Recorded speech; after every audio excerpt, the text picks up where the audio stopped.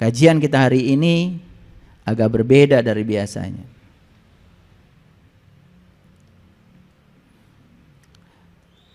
Kajian kita hari ini adalah hanya ada 2 hari penting dalam hidup. Hanya ada 2 hari penting dalam hidup. Mau tahu? Oke, baik, sudah siap? Siap berselancar karena kita akan mengalami perubahan kesadaran yang luar biasa. Karena selama ini, mohon maaf, kita tidak sadar.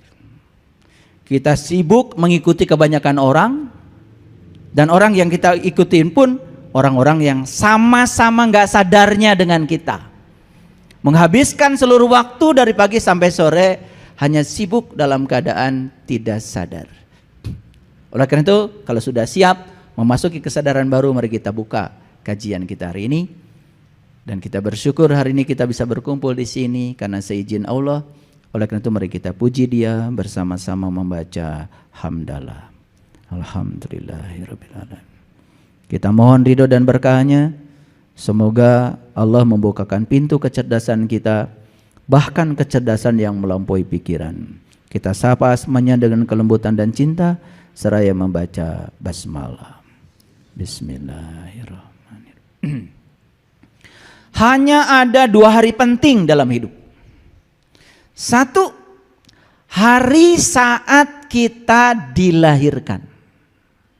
Itu hari penting yang pertama. Hari penting yang kedua adalah hari di mana kita menemukan alasan kenapa kita dilahirkan. Ulangi. Hari penting yang pertama adalah hari saat kita dilahirkan. Oh, penting sekali itu. Hari penting yang kedua adalah saat di mana kita mampu menemukan alasan mengapa saya dilahirkan. Kalau sudah ketemu 2 hari penting ini, artinya kita sudah selesai mencapai kesadaran. Baik. Kelahiran manusia ada 2. 1 kelahiran tubuh fisik. Siapa yang melahirkan? Ayah ibu kita.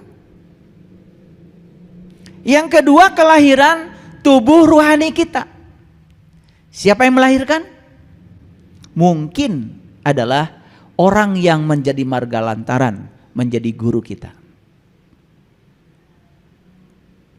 Makanya ada 2 orang tua yang harus kamu hormati. Ada 2 orang tua yang kamu harus bakti kepadanya. Orang tua yang pertama adalah ayah dan ibu, itu satu paket. Dan selama ini memahami kedua orang tua, ayah dan ibu. Jadi orang tua itu ada orang tua yang melahirkan tubuh jasmani kita, ada orang tua yang melahirkan tubuh rohani kita. Maka kelahiran ada 2, kelahiran tubuh fisik dan kelahiran tubuh rohani yang disebut dengan kelahiran yang kedua. Kapan kita mulai sadar? Ketika kita sadar, kita akan menemukan mengapa saya terlahir. Sudah sampai di situ belum ngajinya? Sudah sampai di situ belum? Hah? Kalau belum menemukan yang kedua, belum menemukan alasan kenapa saya lahir ke semesta ini, maaf, sekali lagi maaf. Hidup kita penuh dengan penderitaan. Gak punya duit menderita karena kekurangan, banyak duit pun tetap menderita karena melekat kepada yang dimiliki, takut kehilangan, sama-sama menderita. Sakit menderita karena sedang sakit, sehat pun menderita. Kenapa? Takut kehilangan sehat, ingin takut sakit lagi. Orang yang semacam ini, apapun yang dia terima tidak akan membuat dia bahagia. Karena dia masih terjebak dalam dualitas. Inilah pentingnya menemukan alasan mengapa saya terlahir. Oke? Ini ilmu mungkin baru bagi Bapak Ibu. Karena yang saya sampaikan selalu baru. Jadi kalau kita bisa mengakses kecerdasan yang melampaui pikiran, selalu baru. Maaf. Saya kalau ngasih judul, tidak pernah melihat judul yang lalu. Karena saya juga gak inget. Tapi saya suruh tim mengoreksi apakah judul hari ini sama gak dengan judul yang lalu. Gak sama katanya. Maka saya tidak pernah takut ngasih judul baru karena pasti beda. Begitu kita mengakses kecerdasan yang tanpa batas, pasti tidak akan sama. Itulah pentingnya kita bertemu dengan guru sejati kita. Dalam diri kita itu ada guru kita, guru sejati kita yang bisa melampaui kecerdasan pikiran kita. Itu yang disebut dengan kesadaran. Itu yang disebut dengan intelijensia. Bukan intelektualitas. Intelektualitas itu hasil sekolah. Hasil dunia akademis itu intelektualitas. Tapi hasil dunia akademis, orang-orang yang tinggi intelektualnya belum tentu tinggi kesadaran. Maaf. Banyak orang yang pintar, tetapi juga keblinger dengan kepintarannya. Boro-boro menyelamatkan orang lain, menyelamatkan dirinya sendiri aja tidak bisa. Jadi ilmunya tidak bermanfaat. Ulangi lagi. Jadi hanya ada 2 hari yang penting dalam hidup. Sudah ketemu? Oke. Hari yang pertama adalah hari kelahiran tubuh. Saat dimana orang tua kita menjemput kita dari langit ke bumi. Saya sudah bilang tadi, aslinya kita ini makhluk langit. Aslinya kita ini makhluk akhirat. Aslinya kita itu adalah makhluk cahaya. Karena diri sejati kita ini aslinya adalah ruhi. Ruhku. Sedangkan tubuh kita ini cuma cangkangnya saja. Dan cangkang ini nggak ada artinya kalau tidak ada yang memberikan daya kepada cangkang ini. Yang memberikan daya kepada cangkang ini adalah ruhi, ruhku. Nah, saya sebut saja makhluk langit karena langit itu berhubungan dengan ketinggian. Jadi sebenarnya kita itu berasal dari alam tinggi. Karena kita ini aslinya makhluk cahaya, harusnya semua kita datang ke semesta ini membantu mencahayakan semesta yang gelap ini. Bukan menambah beban baru bagi semesta, malah kita menggelapkan semesta. Wajah-wajah tersinggungan, baperan, salah persepsi, salah proyeksi. Orang lain salah dihukum. Ingat ya, hukuman itu kegelapan. Hukuman itu kegelapan. Harusnya kalau orang yang gelap jangan dihukum. Sudah gelap dikasih hukuman, tambah gelap. Harusnya orang yang gelap itu dikasih cinta, dikasih cahaya. Hadirkan lilin kecil kepada dia supaya dia sadar. Bukan dihukum. Yang lucu sekarang dunia pendidikan pun, dunia pesantren pun isinya hukuman semua. Padahal orang dipesantrenkan, disekolahkan oleh kita itu karena kita sadar anak-anak kita tuh gelap, dia perlu cahaya. Maka dititipkan oleh kita pada guru. Tahu guru artinya apa? Gu itu artinya gelap, ru itu artinya cahaya. Jadi guru itu orang yang bisa mentransformasikan orang-orang yang gelap menuju cahaya. Ya gimana bisa mencahayakan orang kalau gurunya sendiri masih gelap? Maka yang terjadi apa? Gampang marah, tersinggungan, siswa tidak nurut, disebut siswa nakal. Maka sistem pendidikan kita sekarang ini aneh. Kalau ada siswa nakal dikeluarkan dari sekolah, diskor. Sekolah macam apa? Pendidikan macam apa yang semacam itu? Justru kalau dia melakukan kesalahan, ubah kesalahannya jadi benar. Kalau sekolah hanya mentes siswa-siswa pintar, buat apa ada pendidikan? Sekolah yang bagus itu adalah sekolah yang membuat orang-orang biasa menjadi luar biasa. Bukan orang luar biasa menjadi biasa. Bahkan banyak orang-orang yang tadinya sadar disekolahkan menjadi tidak sadar karena diajarkan oleh guru yang tidak sadar. Saya berulang kali sering mengatakan, mohon maaf ya, saya ini asesor. Saya tanya guru-guru IPA, Air mendidih pada suhu berapa derajat? Semua jawabannya 100 derajat. Saya tanya, Anda pernah mengukur? Belum pernah. Gampang, ambil termometer, ukur ketika air mendidih. Di Bandung air sudah mendidih walaupun suhunya baru 85 derajat Celcius. Kenapa? Tekanan udara di Bandung kurang dari 1 atmosfer, hanya 69 cm Hg. Guru menyampaikan pada siswa, air mendidih itu 100 derajat. Karena dia membaca buku yang dibaca terjemahan dari Amerika, dari Eropa. Di sana tekanan udara 1 atmosfer, air baru mendidih 100 derajat. Di Bandung mantap gitu.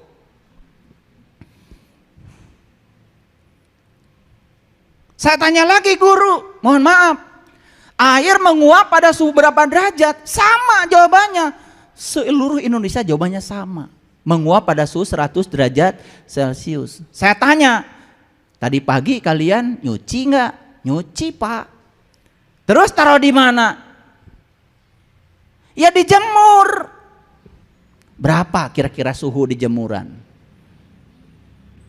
Kan suhu di jemuran suhu lingkungan. Paling 23 derajat, 26 derajat. Paling tinggi di Bandung 31 derajat sekarang musim panas. Nyampe nggak 100 derajat? Tapi menguap nggak air? Buktinya kamu pulang dari sekolah, nyampe di rumah, itu jemuran sudah kering semua. Kemana airnya? Menguap berapa derajat? Kan gak 100. Coba. Ini yang diajarkan guru, kesadaran atau ketidaksadaran? Bayangkan, kita titipkan anak kita di sekolah yang modelnya kayak gitu. Yang diajarkan ketidaksadaran. Mana ngecek? Ini dibuka oleh saya pikirannya. Makanya nggak ada sekolah favorit. Sama, tergantung gurunya sadar atau tidak. Makanya sistem pendidikan itu bukan mengisi bejana yang kosong, tetapi mencahayakan siswa-siswa yang ada dalam kegelapan.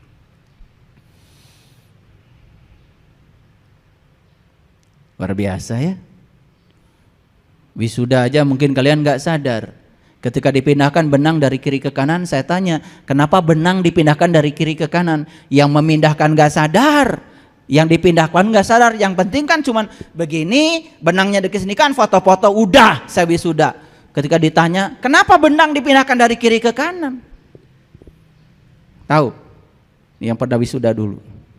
Gak ngerti. Padahal itu sebenarnya simbolisasinya sangat dalam.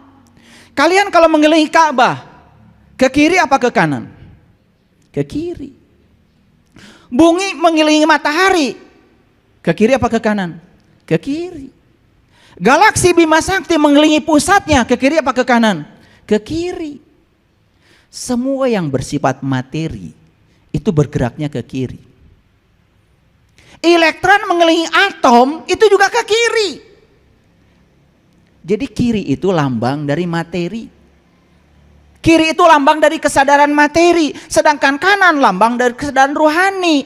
Harusnya dipindahkan dari kiri ke kanan tuh semoga habis wisuda jadi sadar. Beruntung nih dapat penjelasan wisuda. Jadi ketika sekolah tidak sadar, kuliah tidak sadar, udah gitu wisuda pun tidak sadar. Karena nggak pernah ditanya kenapa dipindahkan dari kiri ke kanan. Maka di Quran kan ada kata-kata fa ashabul maimanati ma ashabul maimana wa ashabul mas'amati ma ashabul mas'amah. Dan golongan kiri, alangkah ruginya golongan kiri, dan golongan kanan, alangkah beruntungnya golongan kanan. Keren banget. Harusnya habis wisuda jadi golongan kanan. Gitu apa tidak? Enggak. Semua waktu berlalu begitu saja. Dari upacara ke upacara tidak ada kesadaran baru. Karena apa? Gak mau mikir. Yuk, kita dijemput dari langit ke bumi. Oleh siapa? Oleh orang tua kita. Terus? Mau di bumi terus?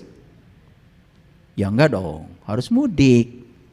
Harus pulang dong ke tempat asal kita. Ketika pulang ke tempat asal itu namanya taubat. Ini sudah salah kaprah karena taubat itu katanya minta ampun.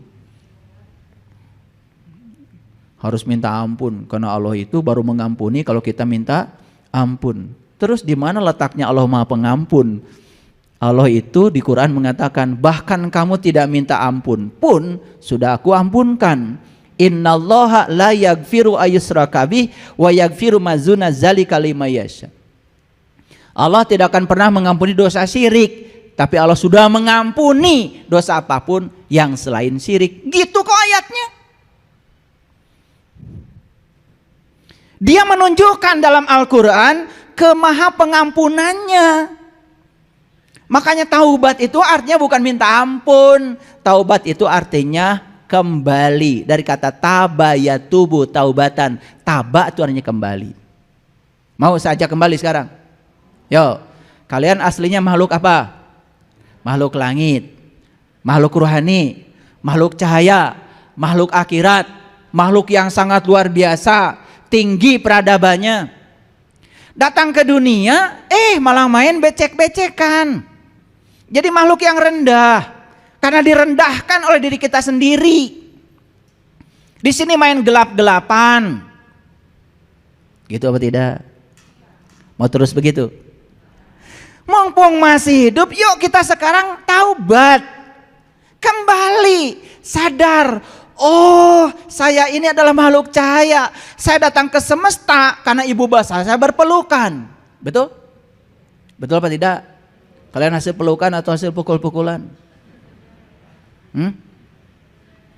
Kalau ibu bapak kita pukul-pukulan gak jadi. Karena ibu bapak kita berpelukan. Kenapa berpelukan? Karena Tuhan menyemaikan cinta kasih. Jadi sebetulnya kalian itu sebetulnya adalah produk cinta, bukan produk kebencian. Jadi lucu kalau manusia saling bunuh, marah-marahan, pukul-pukulan, musuh-musuhan.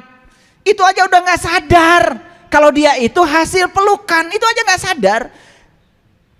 Kalau kita sadar kita hasil pelukan, gak mungkin deh kita saling benci, gak mungkin.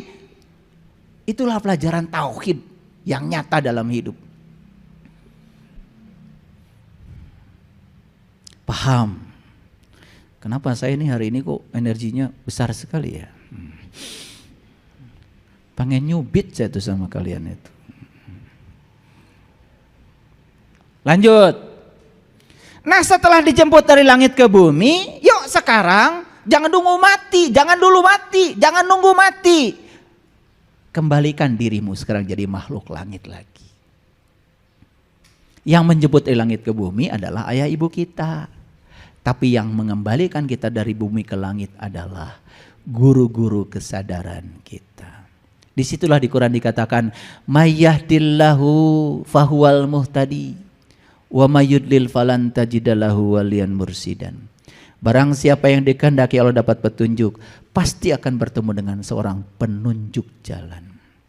Tapi barang siapa yang tidak dikehendaki Allah dapat petunjuk sampai mati pun tidak akan pernah bertemu dengan waliyan mursidan.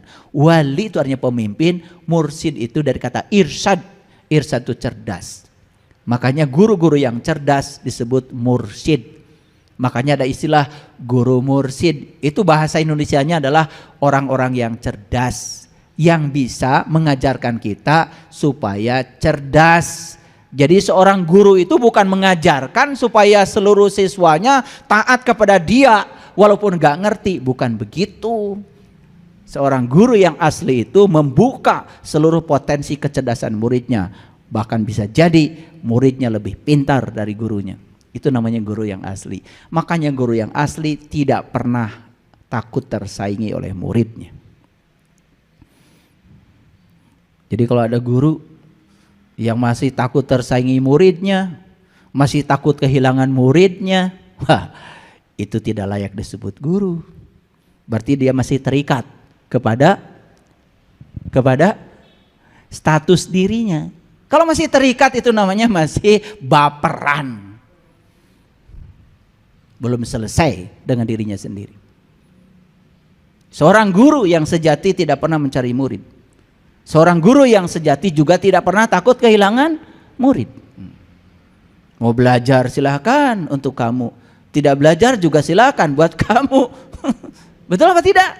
nggak ada urusan.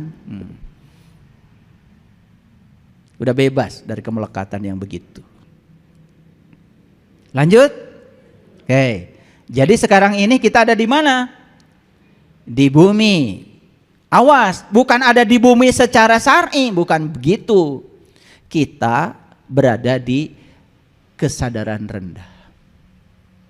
Yuk kita sadari, kita angkat kesadaran kita ke kesadaran tinggi lagi, supaya kita kembali kepada jati diri kita di kehidupan yang sekarang. Tidak usah nunggu mati. Itu yang disebut dengan belajar mati selagi hidup. Paham sampai sini? Oke. Kalau gitu kita sudah kenal sekarang dua orang tua ya. Satu orang tua lahir, yang kedua orang tua batin. Nah, saat kita bertemu orang tua batin kita, saat dimana kita bisa bertransformasi dari alam rendah menuju alam tinggi, dari kesadaran rendah menuju kesadaran tinggi, sampai puncaknya kesadaran yang namanya Sidra Al-Muntaha. Di situ kita akan menemukan alasan mengapa saya terlahir ke sini. Sekarang belum ketemu alasannya. Akibatnya apa? Hidup kita terseok-seok. Jadi dua ya. Satu, hari ketika kita lahir ada dua ya. Satu, lahir secara jasmani, yang kedua lahir secara rohani. Makanya buru-buru kita harus mengalami kelahiran yang kedua. Lahir, bahasa Ibraninya Natal. Bahasa Arabnya mulud. Jadi Natal dan mulud itu sebetulnya istilah yang sama. Cuman kita menggunakannya berbeda. Karena kita tidak pernah berpikir. Makanya maaf, sahabat-sahabat kita yang merayakan Natal, kan dirayakan Natal dengan pohon Natal. Lihat pohon Natal. Banyak apanya? Banyak lampunya. Lampu lambang dari apa? Lambang dari cahaya. Berarti Natal itu adalah simbolik kalau mereka sudah kembali kepada jati diri sebagai makhluk cahaya. Karena kita yang diurus di sini adalah, mohon maaf, ketidaksukaan, kebencian. Kita tidak mau tahu simbolik apa sih. Bahkan ketika ada orang lain membawa pohon Natal, takut. Padahal itu kan pohon bagus, banyak lampunya. Betul? Bahkan puncaknya pohon Natal bulan bintang. Sama dengan bulan bintang yang ada di menara masjid. Makanya menara masjid puncaknya bulan bintang. Artinya apa? Puncaknya masjid itu bertemu bulan bintang. Itu yang dikatakan di surat Al-An'am. Ketika Ibrahim melakukan pencarian Tuhan, yang pertama beliau ketemu bintang, setelah itu bertemu bulan, setelah itu belum matahari. Setelah ketemu matahari, beliau mengatakan, inni wajjahtu wajhiyalil ladzi fataras samawati wal ardh hanifan wa ma ana minal musyrikin. Setelah ketemu matahari, aku terbebas dari syirik. Keren gak? Kira-kira bintang, bulan dan matahari yang itu? Bukan, itu mati leletik ke Ibrahim sudah lihat. Itu perjalanan spiritual. Melihatnya bukan di langit yang itu, di langit yang terdekat.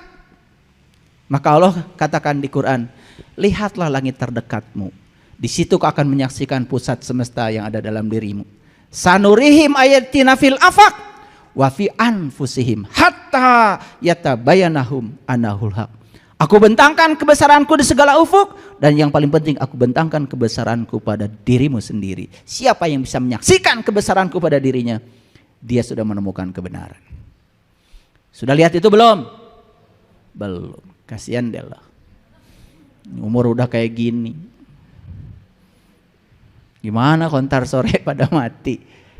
Poek. Di Quran dikatakan jelas, falaula idza balagodil hulkum wa antum hina idin tangdurun wa nahnu aqrabu ilaihi minkum walakin la tubsirun. Ketika nyawamu sampai di kerongkongan nanti, pada saat itu kamu harus melihat. Melihat jelas tidak mungkin dalam kegelapan. Setuju dengan saya? Syarat melihat harus ada cahaya. Kenapa kalian bisa melihat saya sekarang? Karena ada cahaya. Kalau tidak ada cahaya, kita tidak bisa saling lihat. Wa antum hina idin tangdurun, saat itu kamu harus melihat. Wa nahnu aqrab ilai minkum, aku amat dekat kepadamu. Walakin la tubsirun, tapi kebanyakan manusia tidak melihat. Poek. Tidak ketemu bintang, tidak ketemu bulan, tidak ketemu matahari. Maka di Quran dikatakan Rabbul masyriqain wa Rabbul maghribain fabi ayyi ala'i rabbikuma tukadziban. Pengen nangis saya. Jadi matahari ada dua, ada matahari jasmani, ada matahari rohani. Temukan dua-duanya supaya proses fotosintesa kita itu bukan hanya jasmani saja, tetapi rohani kita mengalami proses fotosintesa. Makanya ketika jasmani dengan rohani sama-sama tumbuhnya, lihat orang yang seperti itu di usia tua hidupnya penuh dengan kedamaian dan kebahagiaan. Muda susah, pertengahan usia juga susah, tua tambah susah. Dunia sudah meninggalkan kita, betul? Jabatan tidak punya kita lagi, duit ke ngajarahuhan, betul apa tidak? Rohaninya miskin, jiwanya merana. Duh, tua semacam itu tidak layak untuk dihidupi. Iya. Udah yang paling gampang tuh kan bikin hiburan. Kita mau orang beriman, bagiannya bukan di sini. Kita mau bagiannya nanti. Supaya hiburan, mete stres teuing. Di dunia we geus balangsak komo di akhirat. Bagian kita itu di sini dan di sana. Wa batagi fi ma atakallahu darul akhirah wala tansa nasibaka minad dunya. Bagian kita dua-duanya. Rabbana atina fid dunya hasanah wa fil akhirati hasanah, dunianya hasanah, rohaninya. Itu yang benar ngaji.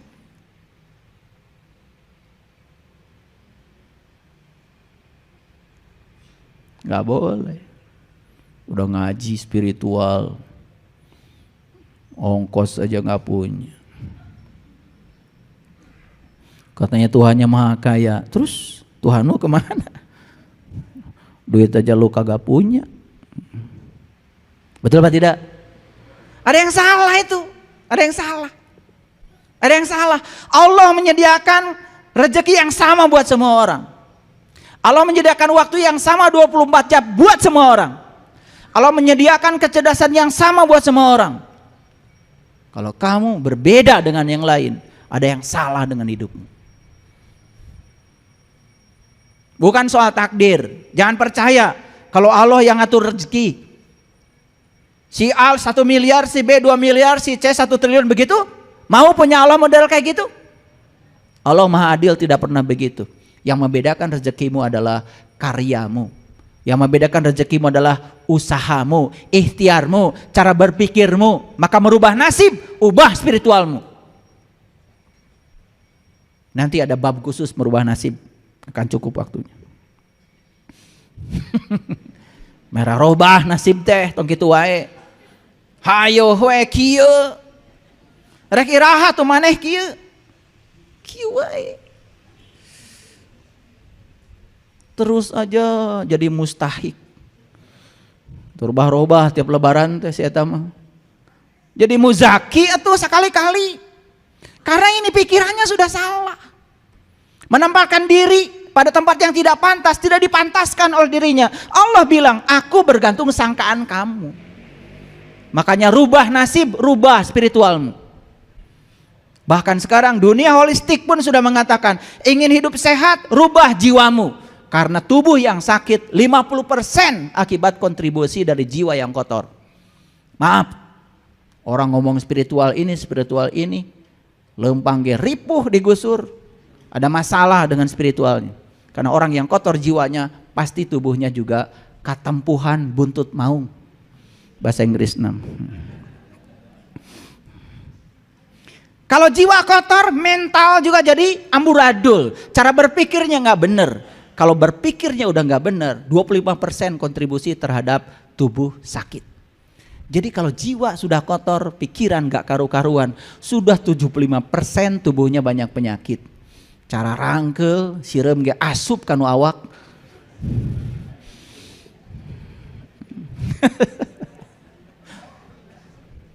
Iya. Makanya kalau ke rumah pada takut kalau dites sama saya. Saya tes treadmill 6 menit aja dulu. Saya 30 menit treadmill 7 kilo setiap hari. Larinya 7 kilo. Setiap pagi saya lari 7 kilo. Nanti ada bab khusus hidup sehat. Ini bab ini belum selesai. Lanjut dulu. Jadi ada 2 hari kan? Betul? Ada 2 hari. Baik, kita lanjutkan. Oh, tadi yang ke-7 belum ya? Jadi jangan menyesali keadaan, jangan memikirkan sesuatu yang tidak bisa diubah, jangan memikirkan hari esok yang tidak-tidak, ya toh? Ya. Jangan mudah marah, mudah tersinggung, baperan, awas, itu sumber penyakit. Saeutik nyeri hati. Salah sorangan nyeri hati telin salah batur. Nah, diasupkeun kanu hati kumaneh. Yang kelima, jangan iri hati. Yang keenam, jangan hidup dengan pembanding. Yang ketujuh, jangan menganggur. Cari cing wae. Lola jo sinetron. Jangan menganggur. Makanya jangan pensiun. Ya. Jangan pensiun. Udah diniatan, pensiun teh engke marek sarewe terus, lieur sarewe teh. Jangan menganggur ya. Harus selalu energetik. Maka saya bilang hidup sehat itu 10. Hati selalu gembira, istirahat yang cukup, istirahatnya pikiran. Diet yang seimbang, makan sesuai golongan darah mulai sekarang. Udara yang bersih. Ya, mulai sekarang hidup sehat, udaranya bersih.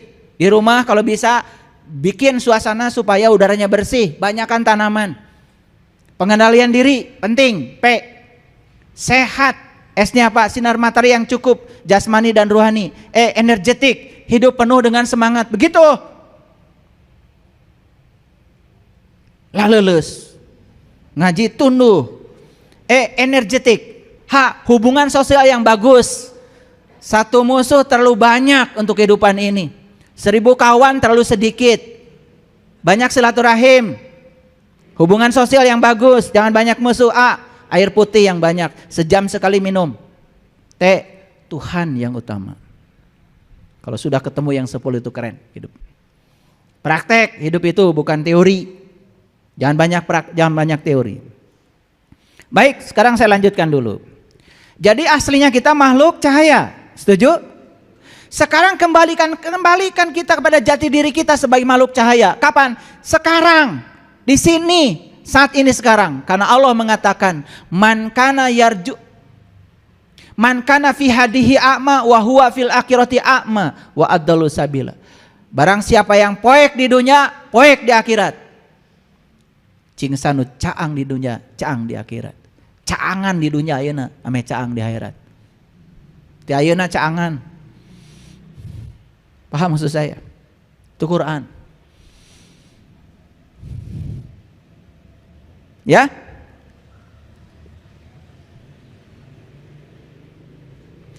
Jadi hidup dengan kehidupan itu beda.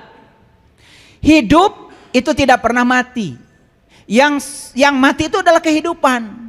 Ketika sang hidup melinggi di sini,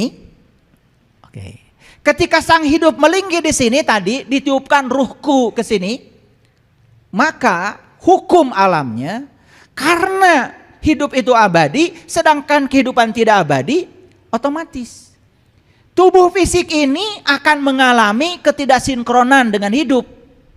Oleh karena itu maka tubuh ini terkena oleh hukum duniawi, pada akhirnya akan tidak layak pakai, maka tubuh ini harus didaur ulang.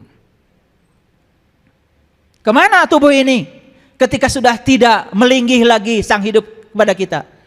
Dikubur, tetap menyatu dengan tanah.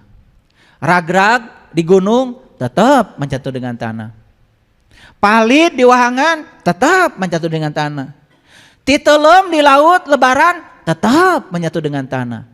Semua akan menyatu dengan tanah. Ketika menyatu dengan tanah, sistem alami ini sudah punya mekanisme sendiri untuk mengurai unsur-unsur yang ada tubuh menjadi unsur-unsur alam.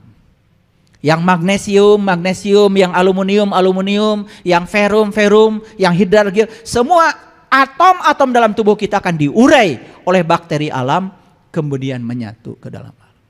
Setelah kembali menjadi mineral-mineral bumi, kemudian manusia menanam jengkol, menanam pete, menanam singkong, menanam kangkung, menanam genyer, menanam rambutan. Semua itu mengambil unsur-unsur yang dari tanah. Kemana itu larinya? Dimakan sama manusia. Dimakan laki-laki jadi saripati, namanya sperma. Dimakan sama perempuan jadi saripati, namanya sel telur. Atas nama cinta berpelukan, jadi lagi pertemuan sel sperma dengan sel telur, jadi jelema deui.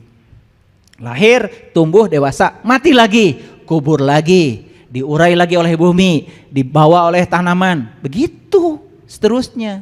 Jadi dua-duanya jadinya abadi. Jadi kehidupan pun akhirnya abadi, karena kehidupan menyesuaikan diri dengan hidup. Jadi siklus alam ini bukan soal keyakinan, ini sudah menjadi sains. Terserah apa namanya. Yang jelas siklus itu ada.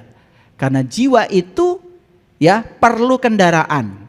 Ketika kendaraannya mogok, maka kendaraan ini harus didaur ulang supaya jiwa nanti akan datang lagi meneruskan perjalanan hidup. Oleh karena itu, kita ini di dunia bukan hanya sekali ini saja. Mungkin sudah ribuan bahkan jutaan kali kita datang ke sini. Oleh karena itu, setiap kali kita datang ke sini, kita sudah membawa data yang tersimpan dalam sel tubuh kita. Dalam sel tubuh kita ada yang namanya DNA. DNA tempat menyimpan data. Satu DNA menyimpan 3 miliar data dari kehidupan yang lalu. Jadi Bapak Ibu datang ke semesta ini sudah bawa data. Itu yang disebut dengan suratan takdir. Bukan Allah yang menciptakan takdir, tetapi data kita sendiri yang dibawa ke sini. Hari ini kita ada yang nyubit, sudah sadar. Dulu mungkin kita pernah menyubit dia, dihidupkan yang dulu. Itu proses pelunasan. Kalau seperti itu sudut pandangnya, berarti kita sudah menemukan alasan kenapa kita lahir ke sini. Makanya 3 alasan yang menyebabkan kita lahir ke sini. 1, karena ada utang yang harus kita bayar. Yang kedua, ada jalan bengkok yang pernah kita lalui. Yang ketiga, ada pekerjaan di masa lalu yang belum tuntas dan dituntaskan di kehidupan yang sekarang. Gitu. Tetangga saya kok ya berlimpah ya rezekinya, mudah sekali, halal lagi, banyak lagi, hidupnya penuh dengan keberlimpahan. Sederhana memahaminya. Bukan takdir, itu suratan data dia. Karena apa? Di kehidupan yang dulu dia kerjanya berbagi, dan dia tahu ketika dia berbagi tidak memberi siapapun, dia memberi untuk dirinya sendiri. Di kehidupan yang akan datang dia akan mengambil semua yang dia berikan. Jadi kehidupannya dari waktu ke waktu semakin bagus. Itu namanya surga. Makanya surga di Quran, tempat di mana kamu masih bernapas, tempat di mana langit dan bumi masih ada. Itu di Quran surat Hud ayat 106, 107, 108. Ini enggak saya bahas karena di kajian-kajian saya sebelumnya sudah saya sampaikan. Jadi ini mau jadi surga, ini mau jadi neraka, semua terserah kita. Paham? Paham sampai sini? Oke. Saya coba bahasakan dalam bahasa yang gampang dimengerti. Oke, bisa dilanjutkan? Ya. Jadi ada siklus jiwa, siklus hidup, ada siklus kehidupan. Contoh, air akan berkurang nggak di bumi ini? Air akan berkurang nggak di bumi ini? Tidak. Jumlah air, jumlah molekul air di bumi ini tidak pernah berubah. Karena tidak ada satu molekul pun yang akan bisa lari ke planet lain. Karena di bumi ini ada namanya atmosfer. Ada namanya troposfer. Ada banyak lapisan-lapisan yang harus ditembus. Paling air cuma naik ke atas, setelah ke atas pun turun lagi jadi hujan. Jadi sekarang ini kan kalau pagi panas terik, sore hujan. Terima hujan itu akibat panas. Karena panas terik, maka proses penguapan air banyak. Sehingga kabut di atas banyak, turun jadi hujan. Jadi hujan itu hanya lanjutan dari panas. Panas dan hujan tidak pernah berduel, tetapi berduet. Paham? Paham? Makanya hidup itu jangan banyak duel, tapi banyak duet. Gelap dan terang itu jangan diduelkan, diduetkan. Hasil dan gagal jangan diduelkan, diduetkan. Karena apa? Karena gagal itu hanya sebuah proses di mana kita akan berhasil. Betul nggak? Yang menghasilkan rumah kita bagus kan berantakan, setuju? Atau belum ngerti? Yang menyebabkan rumah kita bagus berantakan kan? Setuju apa tidak? Nah, kalau setuju nggak akan saya bahas. Kan waktu bikin rumah bagus kan berantakan. Aneh kalian ini. Pengen rumah bagus tapi nggak mau berantakan. Rumah bagus tuh kelanjutan dari berantakan. Karena berantakan nggak betah bukan? Lalu direhab tambah berantakan. Hasilnya rumah kita jadi bagus. Siapa yang melahirkan bagus? Berantakan. Siapa yang melahirkan kebaikan? Keburukan. Siapa yang melahirkan kebenaran? Bisa jadi kesalahan. Siapa yang melahirkan lampu yang sukses ini? Kan kegagalan. Cuman Thomas Alva Edison tidak mengatakan kegagalan. Dia cuma mengatakan, aku telah mencoba beberapa cara yang salah. Dan akhirnya aku menemukan cara yang benar. Setelah aku menemukan cara yang salah 1000 kali. Satu saja proses itu ditiadakan oleh Thomas Alva Edison. Gak ada lampu sekarang. Nah, orang yang sudah di sini kesadarannya tidak pernah usil ketika orang berbuat jahat, biarin aja. Karena ketika dia berbuat jahat ada akibat yang akan menyertai dia. Dia akan diajarkan oleh semesta menanggung akibat dari kejahatannya. Nanti juga siapa tahu dia jadi orang baik. Kan banyak dulu mantan preman, sekarang jadi ustadz. Betul nggak? Ada juga mantan ustadz jadi preman.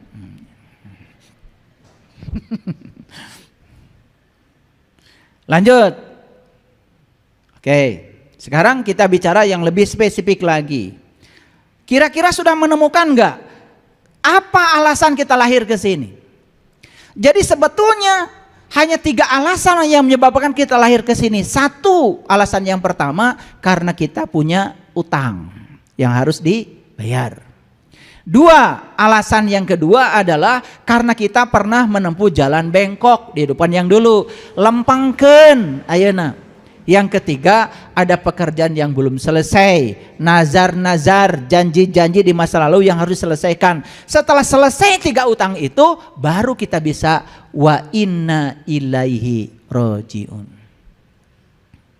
Maka Allah mengatakan, aku yang maha suci tidak akan bisa disentuh kecuali orang yang suci. La yamassu ilal mutahharun. Cara untuk menyucikan itu adalah 3 tadi. Jadi tidak ada musibah, tidak ada berkah. Kok saya ditipu orang? Ya sudah, sadari mungkin saja orang itu pernah ditipu kamu di kehidupan yang dulu. Dan sekarang dia dihadirkan semesta untuk melunasi utangmu. Kalau itu ada cara semesta untuk menyelamatkanmu supaya lunas bayar utang, kenapa tidak? Tapi apa yang terjadi karena kita pemahamannya sempit, kita menganggap itu adalah musibah. Diceritakan ke banyak orang, gak selesai-selesai, malah besok datang lagi musibah yang sama. Like attracts like, karena kita yang telah menariknya dengan kata-kata dan pikiran kita. Itu yang disebut dengan hukum tarik-menarik. Jadi, kalau hari ini kita mengalami ujian yang sama dalam hidup berulang-ulang, eta keneh jelas. Karena kita belum bisa menerima seutuhnya apa yang terjadi pada kita karena kurang pengetahuan.